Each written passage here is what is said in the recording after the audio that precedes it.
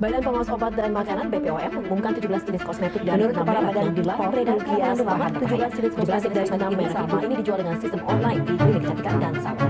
Yang terkandung dalam kosmetik itu antara lain hidroquinone, merkuri, dan asam folik. Tidak semua bahan diciptakan sama. Di balik label yang menarik, terdapat tabir tersembunyi dari kandungan dalam produk kecantikan yang kamu gunakan. Assalamualaikum warahmatullahi wabarakatuh. Perkenalkan, nama saya Oktavia Ramdhani dengan NIM G1C02310032 dan rekan-rekan kelompok saya yaitu Malikah Nurfiris Kami Putri dengan NIM G1C023140. Saya Husnul Fitriani dengan NIM G1C02310024. saya Amalia Mezara dengan NIM G1C02310014. Saya Nur Inatin Alia dengan NIM G1C02310006. Saya Muhammad Haikal Septian Aldi dengan NIM G1C02310048. Dalam video kali ini kami akan menyampaikan dan menjelaskan mengenai analisis kandungan dalam produk kosmetik menggunakan High Performance Liquid Chromatography atau dikenal sebagai HPLC. Saat ini sedang marak di pasaran berbagai produk kosmetik yang dinilai overclaim. Salah satu ciri dari suatu produk dikatakan overclaim adalah apabila terjadi promosi secara berlebihan dan menjanjikan hasil yang instan, seperti kulit cerah dalam waktu beberapa hari. Apakah itu mungkin? Mungkin saja, tapi dapat menimbulkan permasalahan kesehatan yang serius seperti kanker kulit. Menurut pengawasan oleh BPOM, kasus kosmetik ilegal yang mengandung hidroquinone pada tahun 2019 itu semakin pesat. Temuannya mencapai 185,9 miliar. Lalu, apa itu hidroquinone? Hidroquinone adalah bahan pemutih atau yang kita kenal sebagai whitening agent yang ternyata efektif dalam memutihkan wajah. Namun, penggunaannya ternyata dilarang oleh BPOM karena dapat menimbulkan berbagai permasalahan yang serius, seperti yang sudah saya sebutkan tadi. Lalu pertanyaannya, bagaimana cara kita mengetahui apakah di dalam produk yang kita kenakan itu mengandung hidroquinone?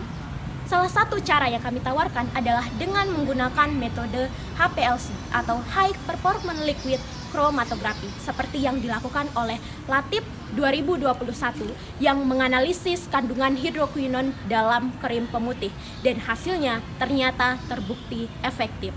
Baik, yang selanjutnya adalah prinsip dasar dari HPLC. Prinsip dasar dari HPLC sendiri adalah melibatkan penyuntikan sampel cairan masuk ke dalam kolom yang mengandung fase diam. Kemudian dilanjutkan dengan pemompaan fase gerak masuk ke dalam kolom dengan tekanan yang tinggi. Fase gerak yang digunakan adalah pelarut yang akan membawa komponen dan juga sampel masuk ke dalam kolom sampai menuju detektor. Sedangkan untuk fase diamnya sendiri adalah memisahkan antara fase diam dan juga fase geraknya berdasarkan perbedaan afinitasnya antara fase diam dan juga fase gerak. Komponen-komponen yang memiliki afinitas yang lebih besar akan bergerak lebih lambat, sedangkan komponen-komponen yang memiliki afinitas yang lebih kecil akan bergerak lebih cepat terhadap fase diam.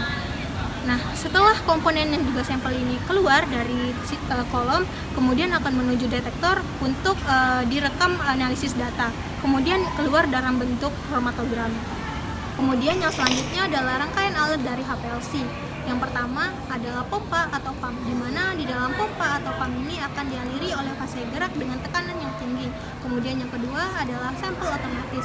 Sampel yang ingin dianalisis tadi kemudian secara otomatis dimasukkan ke dalam satu sistem HPLC dengan memastikan bahwa volume suatu sampel itu harus sama atau harus konsisten dalam setiap analisis.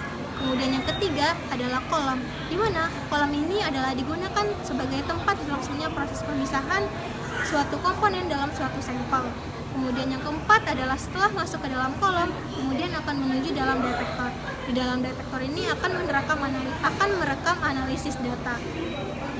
Menganalisis suatu kandungan senyawa yang terkandung dalam suatu bahan produk, ada beberapa metode yang digunakan, salah satunya adalah HPLC. Berikut tahapan penggunaan HPLC. Yang pertama adalah persiapan sampel, di mana sampel krim malam diambil secara acak dari klinik kecantikan yang memenuhi kriteria inklusi. Selanjutnya, sampel krim malam tersebut difiltrasi. Tujuannya adalah untuk mencegah adanya penyumbatan pada sistem HPLC. Tahapan selanjutnya adalah analisis menggunakan HPLC. Analisis menggunakan HPLC ini bertujuan untuk menganalisis dan mengukur berapa sih kandungan hidrokuinon yang terdapat dalam sampel.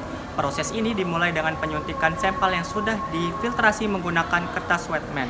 Selanjutnya, kromatogram dianalisis untuk mendapatkan nilai waktu retensi. Waktu retensi ini dibandingkan dengan waktu retensi standar untuk menghasilkan kandungan senyawa hidrokuinon yang terdapat dalam suatu sampel. Tahapan yang ketiga adalah pemilihan fase gerak dan kondisi operasional, di mana pemilihan fase gerak dan kondisi operasional ini bertujuan untuk menentukan parameter apa sih yang cocok untuk menganalisis kandungan hidrokuinon yang terdapat dalam suatu sampel. Di mana fase gerak yang digunakan dalam proses pemisahan ini adalah metanol dan air dengan perbandingan rasio 55 dan 45.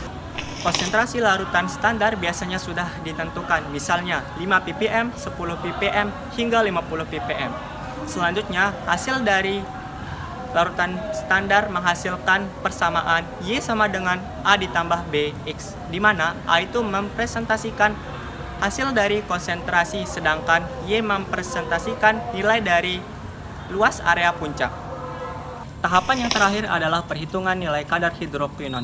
Perhitungan nilai kadar hidrokuinon ini bertujuan untuk menghitung berapa sih nilai konsentrasi yang terkandung dalam senyawa krim pemutih dengan cara membandingkannya dengan data kromatogram yang sudah dibuat.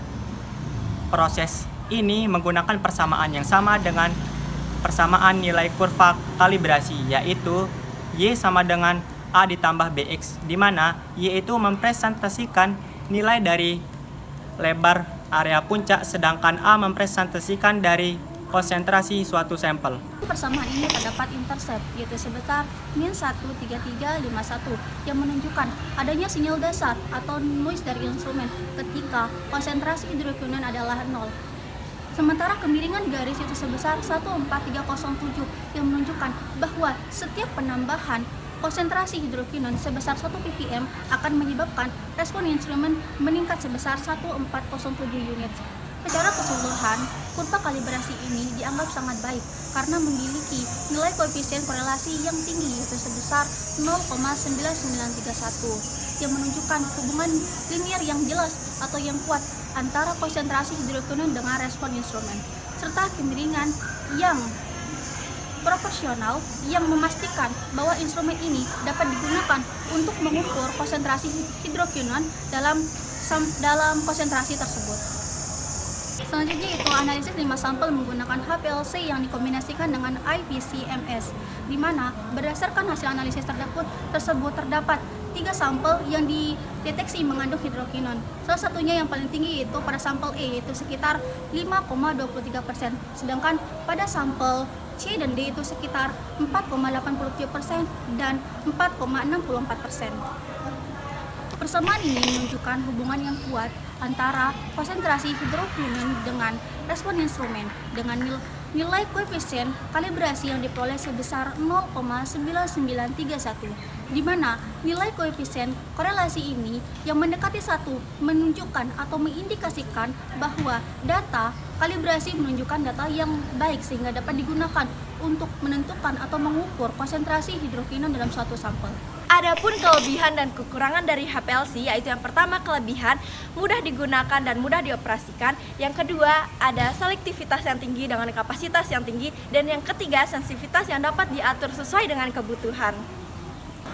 Selanjutnya ada kekurangan HPLC. Yang pertama, waktu analisis yang digunakan cenderung lama, dan yang kedua fase gerak yang digunakan cenderung banyak, dan yang ketiga sulit dalam mengidentifikasi dengan tepat puncak kromatogram pada analisis pemisahan. Dari apa yang telah disampaikan dapat disimpulkan bahwa masih banyak sekali produk kecantikan baik itu skincare ataupun kosmetik yang masih mengandung hidrokuinon yang berbahaya bagi kesehatan kulit. Hal ini terlihat jelas dan sudah dibuktikan dari studi yang telah dilakukan oleh Latif pada tahun 2021. Dalam hal ini juga, High Performance Liquid Chromatography atau disingkat sebagai HPLC berperan untuk mengidentifikasi dan mengetahui konsentrasi dari kandungan hidrokuinon yang terdapat dalam suatu produk kosmetik ataupun produk skincare. Sekian dan terima kasih. Wassalamualaikum warahmatullahi warahmatullahi wabarakatuh.